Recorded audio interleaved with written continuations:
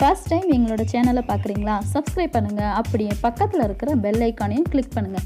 அப்போ தான் நான் அப்லோட் பண்ணுற ஒவ்வொரு லேட்டஸ்ட்டான பியூட்டி ரெசிபி வீடியோஸும் உங்களோட நோட்டிஃபிகேஷனில் வந்து சேரும். Hello friends, welcome to Tamil beauty recipe. இன்றைக்கி வீடியோவில் நம்ம என்ன பார்க்க போகிறோம் அப்படின்னு பார்த்தீங்கன்னா, பாசிப்பயிறு நம்மளோட ஸ்கின் கேருக்கு எப்படி யூஸ் பண்ணுறது அப்படின்றத பார்க்க போகிறோம். பாசிப்பயிறு மாவு பார்த்திங்கன்னா நம்மளோட ஸ்கின்னில் இருக்க அழுக்குகளை போக்கி நம்மளோட ஸ்கின்னை ரொம்பவே சுத்தமாக வச்சுருக்கும்.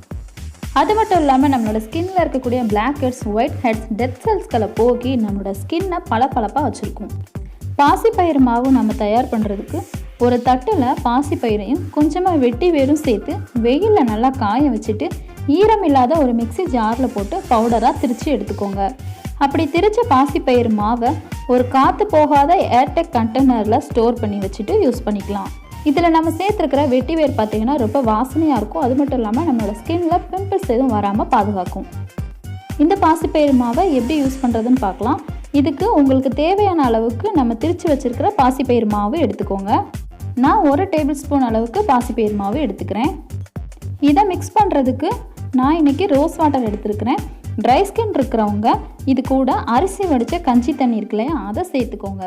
ஆயில் ஸ்கின் இருக்கிறவங்க ரோஸ் வாட்டர் சேர்த்துக்கோங்க.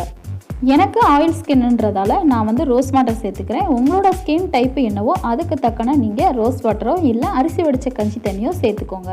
டெய்லி இதை ஃபேஸ் வாஷாக யூஸ் பண்ணிட்டு வாங்க. எப்போவும் உங்களோட ஸ்கின் பளபளப்பாக இருக்கும். என்னோட இந்த டிப்ஸ் கண்டிப்பாக உங்களுக்கு பயனுள்ளதாக இருக்கும் அப்படின்னு நான் நம்புகிறேன். என்னோட இந்த வீடியோ உங்களுக்கு பிடிச்சிருந்துச்சு அப்படின்னா லைக் பண்ணுங்கள், கமெண்ட் பண்ணுங்கள், உங்களோட ஃப்ரெண்ட்ஸ்க்கும் ஷேர் பண்ணுங்கள். மறக்காமல் எங்களோட சேனலை சப்ஸ்கிரைப் பண்ணுங்கள். Thank you friends.